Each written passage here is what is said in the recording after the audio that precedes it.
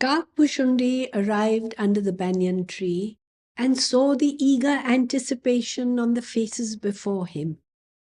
Mentally invoking Sri Ram, he launched straight into the story.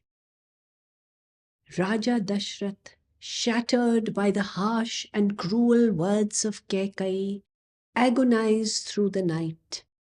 He invoked Surya Devta, imploring him to refrain from rising in the morning, for what was to befall Ayodhya would only bring him the greatest sorrow.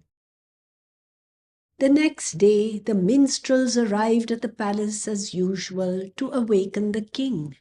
Normally, he would be already up and about, and that day was, of course, particularly auspicious because Sri Ram was to be declared the Yuvraj. But strangely enough, the king was nowhere to be seen. Sumantra, the minister, finally entered the private apartments in Kaikeyi's palace to find out what the matter was. He found the king lying in a pitiable state. Kaikeyi volunteered that the king had not slept a wink, and that all he kept repeating was Ram, Ram. Sri Ram was immediately sent for, and on reaching there, he was shocked by the scene that met his eyes. Composing himself, he gently asked Kaikeyi what had caused his father so much anguish. In his usual loving way, Ram addressed Kaikeyi as Janani, which literally means the mother who has given you birth. That was the kind of love he and Kaikeyi had always shared. Kaikeyi retorted in an abrupt tone that excessive love for Ram was the reason for the king's sorrow. Then, without a trace of emotion, she narrated the story of her two boons and what she had asked for. Hearing Kaikeyi's words, Ram did not flinch or complain. In a gentle, sweet tone that had no trace of anger or bitterness, he answered Kaikeyi that he would be happy to do what his father and she wanted. He told Kaikeyi that he had already lived in the forest and loved it when he had gone there a few years earlier with Rishi Vishwamitra. The forest, he said, was a wonderful place to have satsang with rishis and munis. And since satsang was the most difficult thing in the world to get, and since it was all that he would have in the forest, it would benefit him in every way. Therefore, he was only too happy to obey his father's words and fulfill his mother's wishes.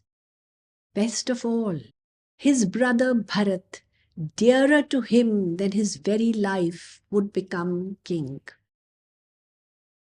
You remember, said Kakbhushundi, how Sri Ram had felt very sad about the tradition of the solar dynasty by which only the eldest brother could inherit the crown. So now he was very happy that Bharat would become king.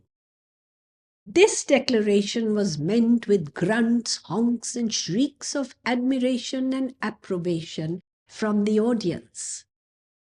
Then, continued Kakbhushundi, Ram gently asked his father why he was so distressed over such a trivial matter.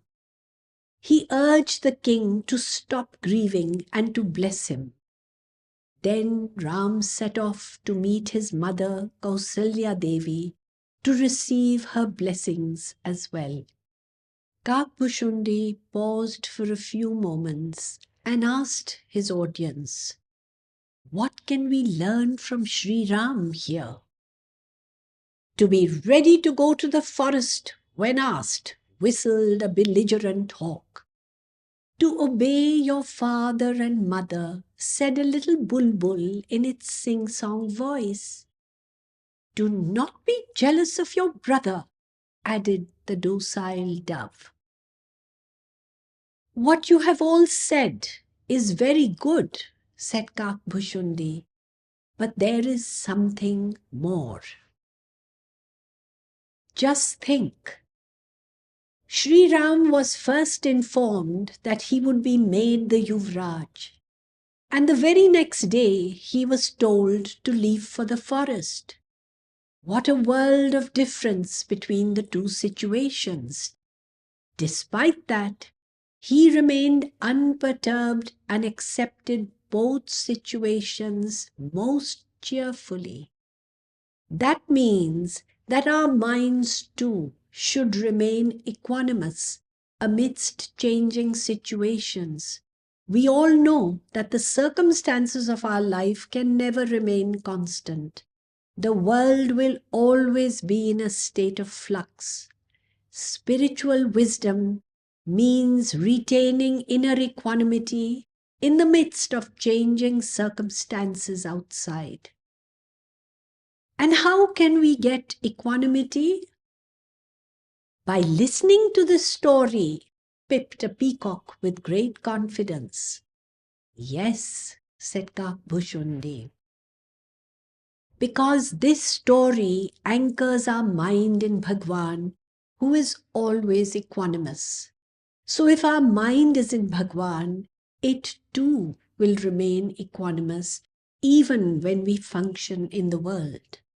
But if our mind is completely engaged in the ever-changing world, it will remain in a constant state of agitation and will render our lives miserable. Then coming back to the story, Kakbhushundi said that the news of Kaikai's two boons transformed the joyful atmosphere of the city into one of shock and distress. Arundhati, the wife of Rishi Vashisht, tried to reason with Kaikai. If Sri Ram were to leave, did she think Sita Devi would remain without him? Of course not. Would Lakshman remain? Certainly not, for he could not live apart from Ram. He too would depart. And did she really believe that Bharat would take over the kingdom?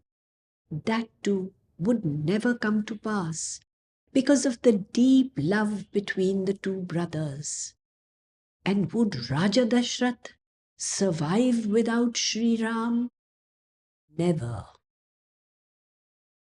The ladies of the palace urged Kaikai to think through all this and spare herself such stigma.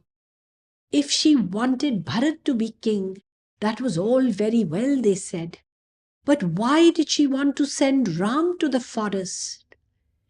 Instead, why did she not simply ask for him to be confined to the ashram of Rishi Vashisht? They tried to persuade her to ask for something else as the second boon, but Kaikai did not budge, and so a pall of gloom settled over the city.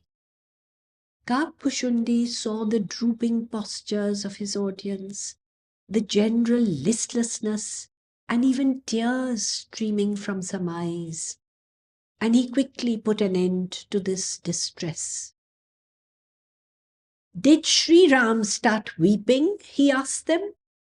He only saw things in a positive light. Try to be like him.